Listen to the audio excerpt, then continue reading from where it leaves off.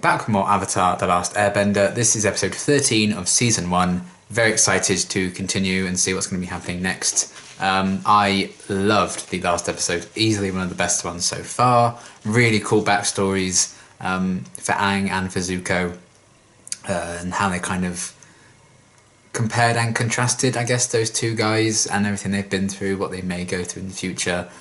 Just so well done. Even more so considering such a short runtime for an episode like that. They did an incredible job.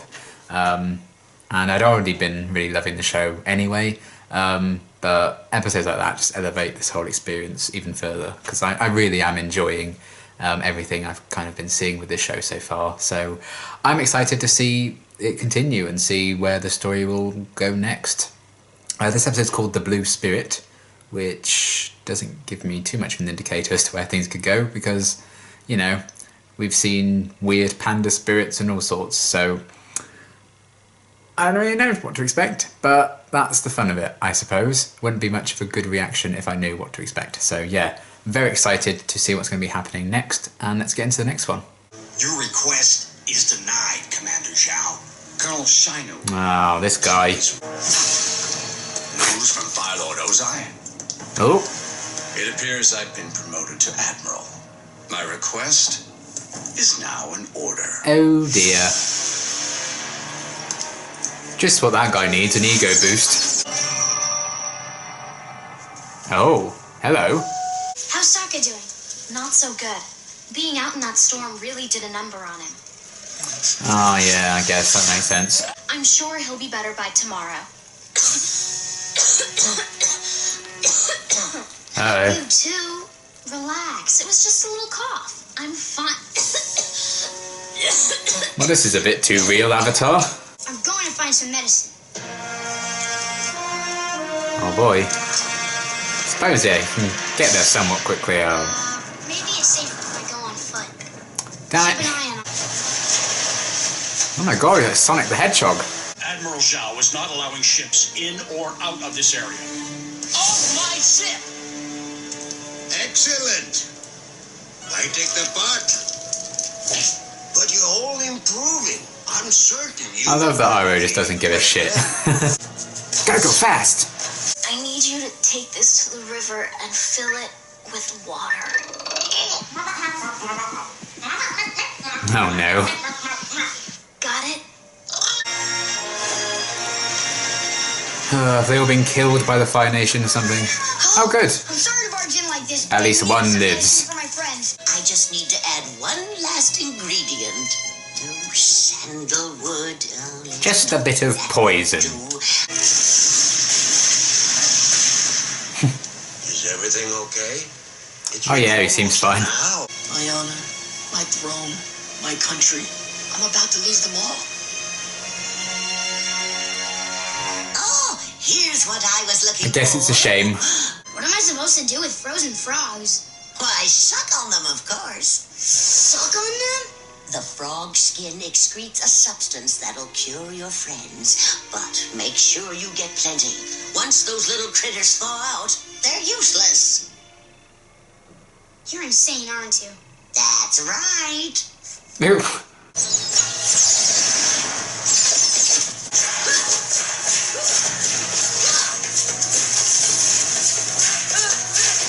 Oh my god. He's going through it this time. Bloody hell. He's going to be sick by the end of this. Oh. How many arrows do you guys have? Oh dear. See, if you die, you'll just be reborn, and the Fire Nation will have to begin its search for the Avatar all over again. So I'll keep you alive, but just barely. That's reassuring. Thank you. Yeah, you dick. Oh no. No, Momo. Water. Oh yeah. This guy. Ah, you gonna come to save Aang? This is the year the Fire Nation breaks through the walls of Ba Sing Se and burns the city to the Yeah. What? No, don't leave frogs. No, they've thawed out. I need you. Please go back to being frozen. Suppose it doesn't help in the Fire Nation, does it? I like that you can barely see like his actual body, just the mask. That's cool.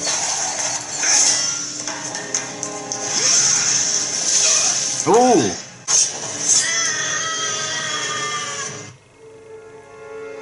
Well, I'm hoping he's going to cut you free now.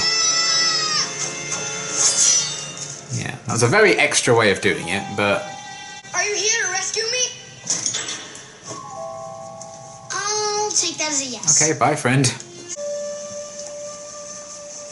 Oh my god. Aw. We need water. I want a full transcription of my speech sent to the Fire Lord, along with glowing testimonials from all of the ranking My officers God. present. And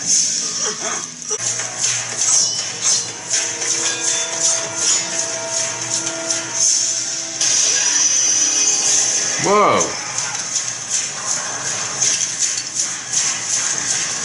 Oh, I like that he stayed to help them.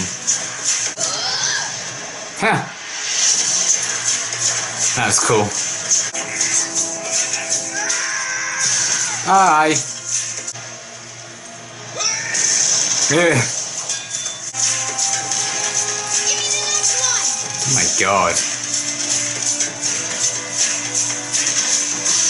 That's a pretty cool escape.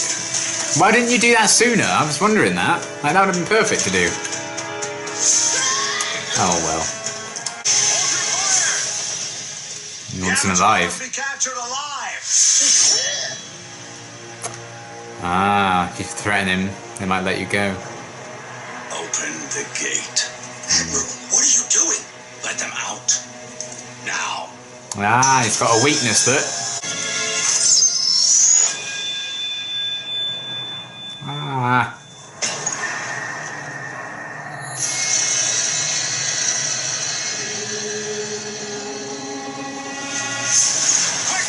Is it Zuko? Well, damn. Oh. That's his way of getting him sooner, I guess. You're not going to leave him, though. Ah.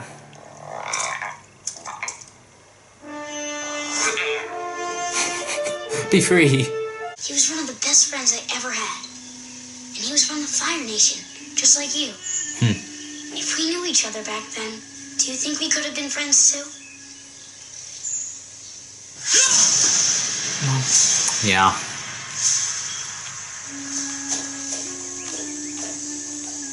Maybe you still can be friends. How was your trip? Did you make any new friends? No, I don't think I did. Oh.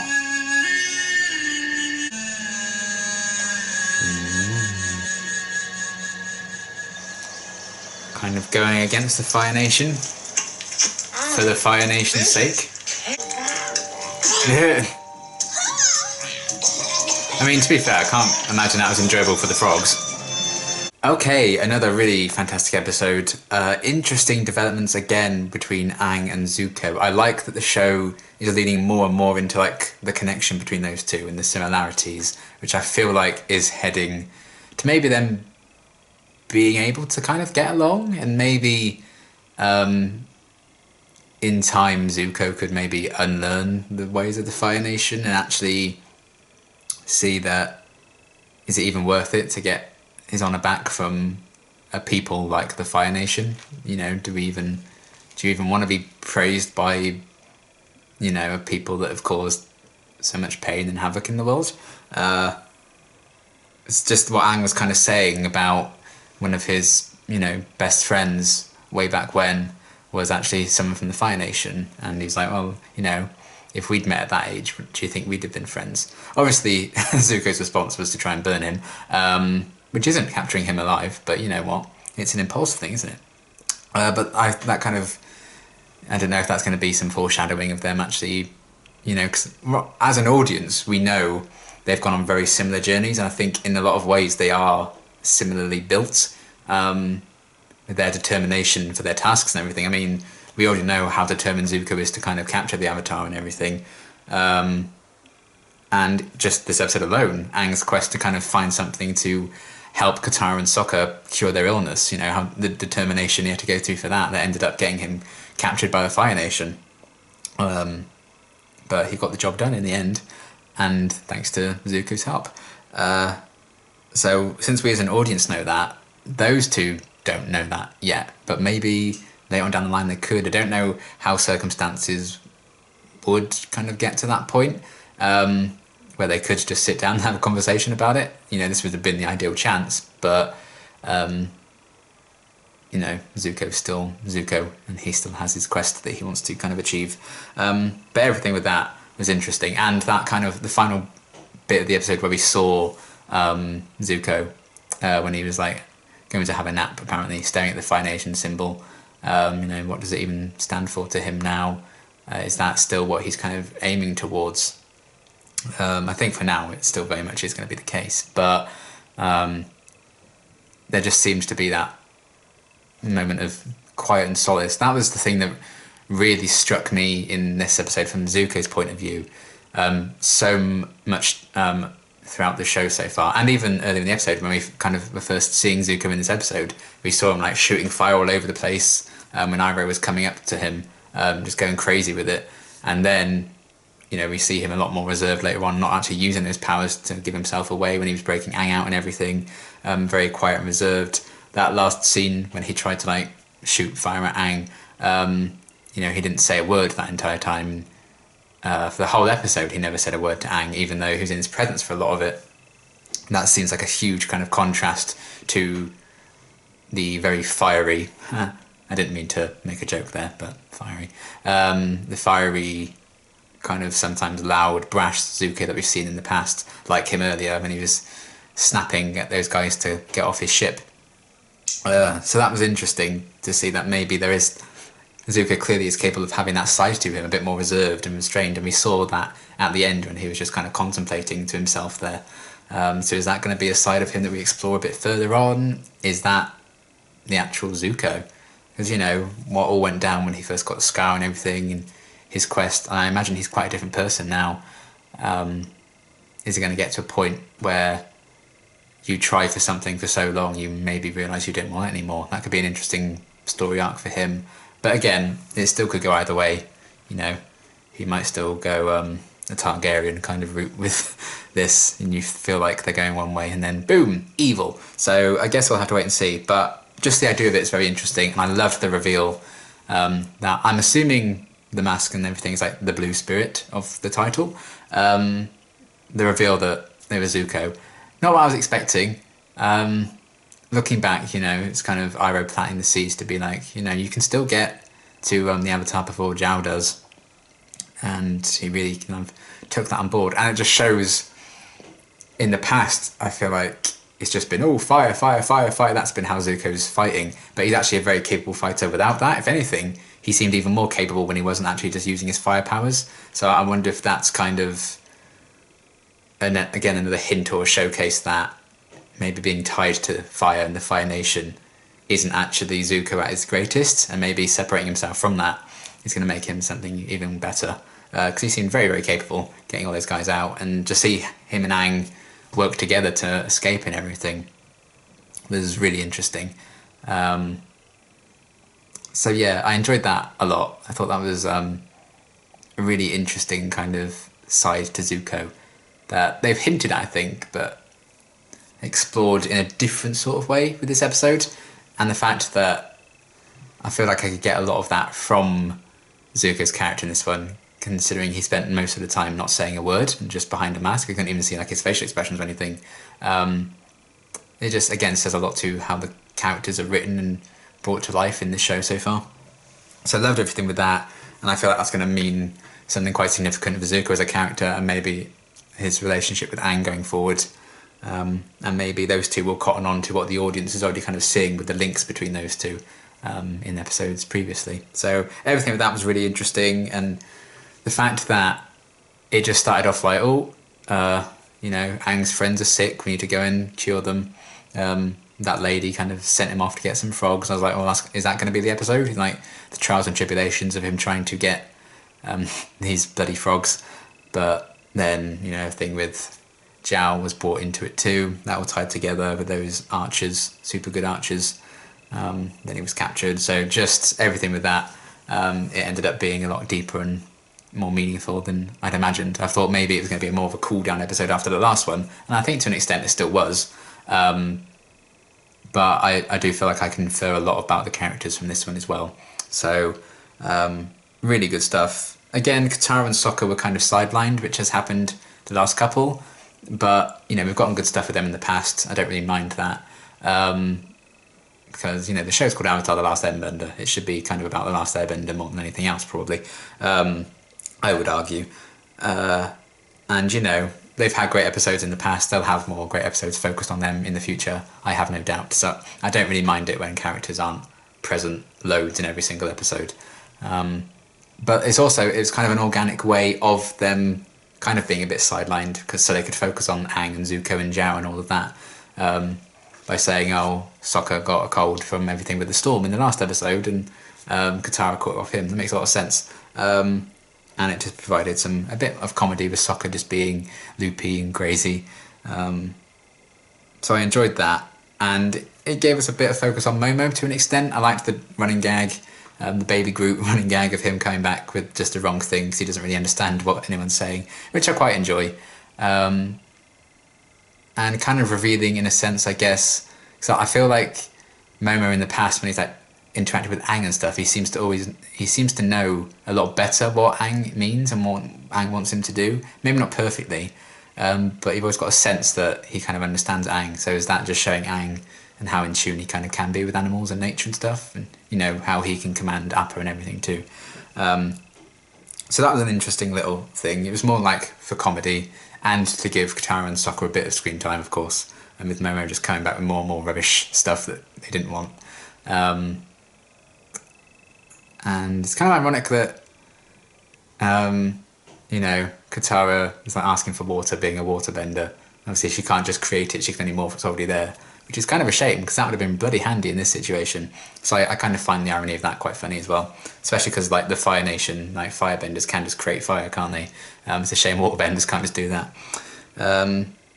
So yeah, given that Appa as like the animal creature, I think has gotten a bit more focus in the last few episodes. It was nice to see Momo have a bit of that screen time instead. So that was fun.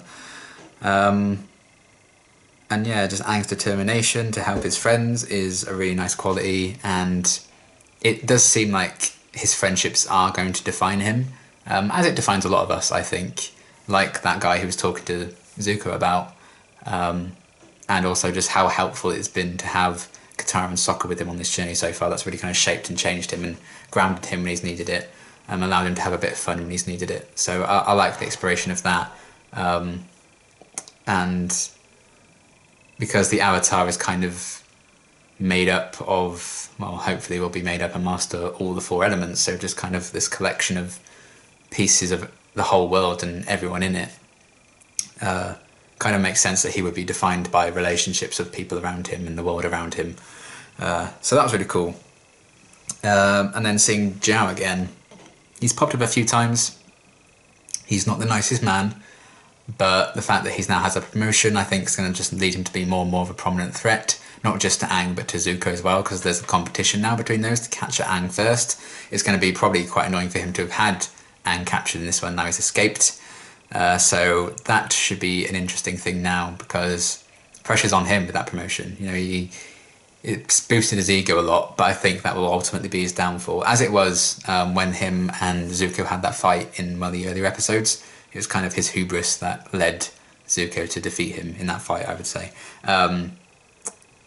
So yeah, he clearly is very power hungry, and he enjoys it, he revels in it, like that speech. And he's like, oh, make sure my speech is written down and sent to the Fire Lord, because I want to kiss his arse. But yeah, I feel like there's always that kind of guy, isn't there?